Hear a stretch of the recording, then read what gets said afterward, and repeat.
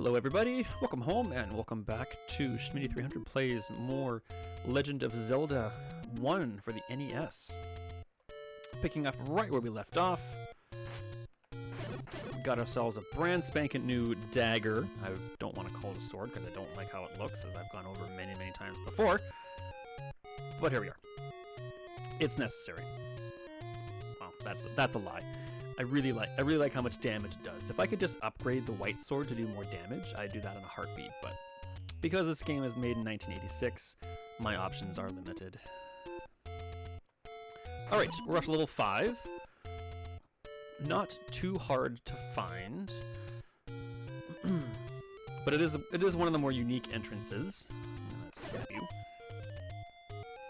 I'm just thinking about what's going through my brain right now, besides going level 5, is how I'm going to operate with the second quest of this game. There's a lot about it I remember. There's a lot I've forgotten. And I wonder if I should look into, like, have a map ready where all the dungeons are, because I remember where most of them are, but I definitely don't remember where they all are. Maybe I'll just go by memory. Might be more fun that way. Might be a longer series that way. So yeah, level 5, you walk over to east of the waterfall where we found the white sword, and you just keep walking up north. More and more, you get level 5. This level's main enemy, I believe, are the Gibdos. Mummies? No! Pole's voice. So these guys die from arrow shots with one arrow. They are called Pole's voice for a very unique reason. I cannot confirm that's the direct translation from the Japanese, but so, for those that don't know, the Nintendo Entertainment System in Japan was called the Famicom, the family computer. Very similar physical makeup, like it has cartridges and all that kind of stuff, but it was much more, for the time, much more advanced than what we saw here in North America, in that I don't have any idea what the other uses for it were, but there was actually like a microphone built into the controller, and they're called Pole's voice because if you actually yelled into the controller or spoke or something, it did damage to those creatures and killed them. Never saw that here in Canada or in the States that I'm aware of. They're the Gibdos, I was right. So mummies are called Gibdos in this game. With the wooden or white sword, they're a bit challenging. They're quite a decent amount of health. They also do quite a lot of damage if you let them touch you. Sorry, my tongue got numb there for a second. That's a lie. I just can't talk today. Dig Dogger. That is the boss of this level, and he hates certain kinds of sound. Here's your hint as to how to defeat the boss of this dungeon. Yeah, so interesting fact about the Pole's voice. Here is the first room example of that situation I told you about back at Dungeon 2. Only this time the cracks on the floor are visible. So we'll kill him once. Oh, we got him anyway. And then... oh, you lucky son of a gun. Boom! Look at that. Walked out of there with 8 bombs. Easy peasy.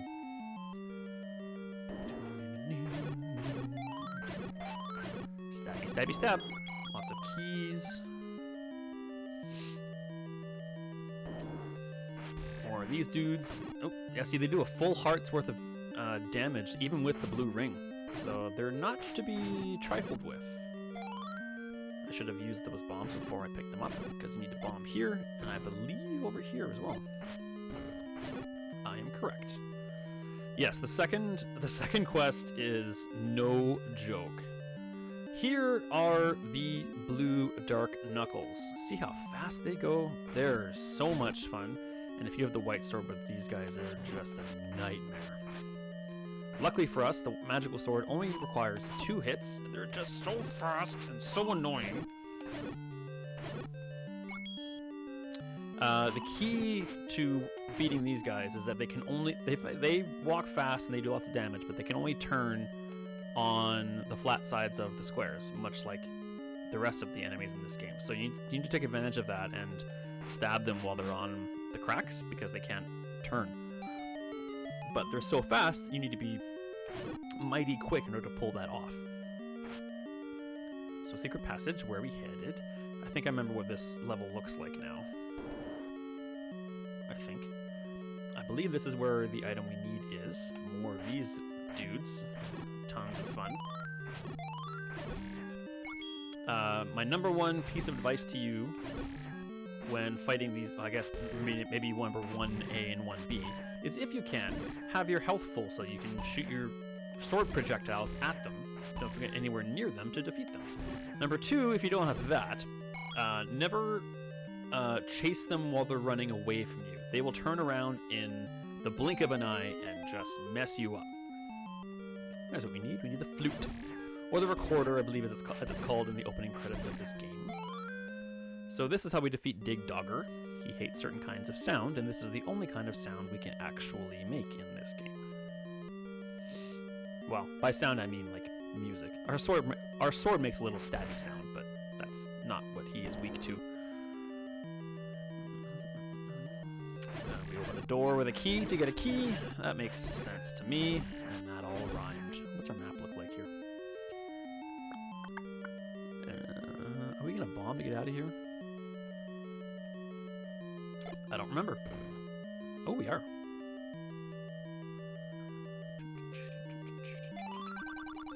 Aha!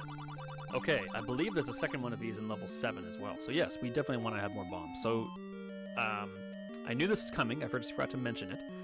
But in level 5 and level 7, you definitely want to enter into a dungeon with at least $100 because you definitely want this. Now we have a maximum of 12 bombs we can carry, which is a huge help, especially in the second quest. And to avoid I'm gonna spoil a little bit here, but if you I believe there is a room. Excuse me, I just smacked the microphone stand. I believe there's at least one room in the second quest where you enter the room, and a similar situation to that. They don't get any from it, but all the doors are closed, and the only way out is you have to give the old wizard dude, either $50 or one of your hearts to leave the room. You have no choice. You have to either give him money or your life. And if you don't have enough money, then you have to give him your life, which really sucks. So yeah, always go to dungeons with some money in your pocket. Okay, so we got the recorder, we got lots of bombs. Everybody's happy, except for the Gibdos, which all just died. But they're undead, so they don't think anyway. And where are we now? I thought I knew what this dungeon looked like, but I might be wrong.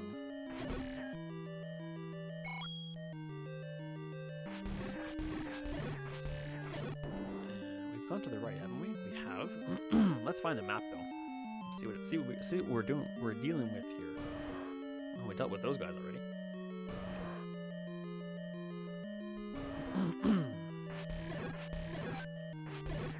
So the map is not an item that drops. See this money dropped as soon as we killed all of the enemies in the room. The map does not work like that. The map will be sitting on the ground in the room when we enter it. We do not want to go down. Can we go to the right? We got lots of bombs to experiment with. Let's have a look. Can we go this way? No. Okay. Then we'll go the only other direction, which is up. More Gibdos. Hey, jerk. So the stepladder is very handy. You can kind of hang out here, and these guys can't get you. I mean, you can't get them, but if you are low on health and patient enough, you can kind of hang out here until they come near you, and you can give them a little stabby stab. What does this place look like? I cannot remember the layout of this dungeon. Map, please. There's the map. Yes, silly goose. All right, we're going around.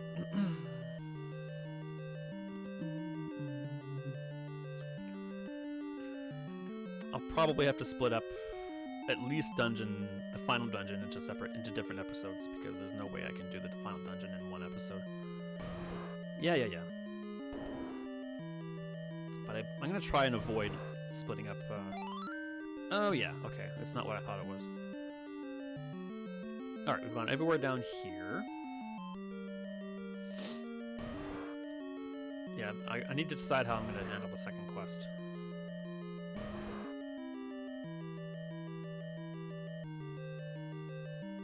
Because, like I said before, it is no joke. Oh, you El Jerko. Thank you for the bombs. And I could use some light. Let's shed some light on this subject. Compass is good, I suppose, even though I kind of already knew where I was going. Pole's voice. Let's get our bow and arrow out again.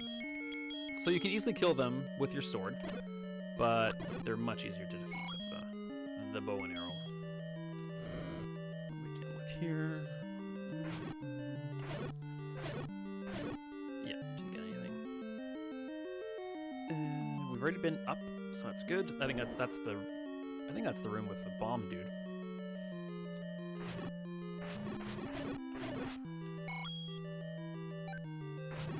So Digdogger will be coming up shortly. More keys. We've already been up, if I'm not mistaken. Yep. And I think I can bomb up here. I think the eye of this...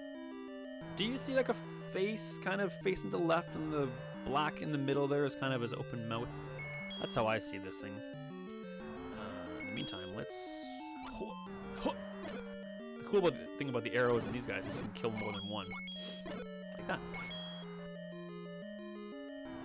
I believe you can bomb up here, into this secret little place. I'm correct.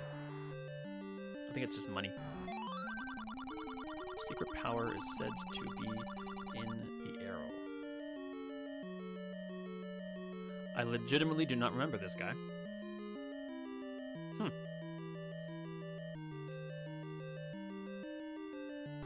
Interesting.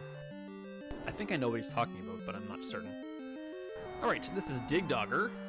He is invincible. You can do nothing to harm this guy in his current form. Nothing that I am aware of. But, as per the advice of the old dude, you play some sound, and he dies. Well, after 2 stabs with the magic sword. I believe the room below me is just full of Gibdos and maybe some bombs, which we don't really need, so we're just gonna ignore it. Triforce.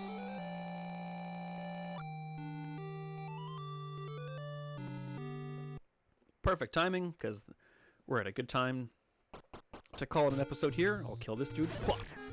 Alright, level 5 is complete. We're making some excellent progress here. Thank you so much for joining me as always. I look forward to seeing you again soon. And as always, be kind, be strong, and be awesome. Come back and watch me beat this thing. Cheers.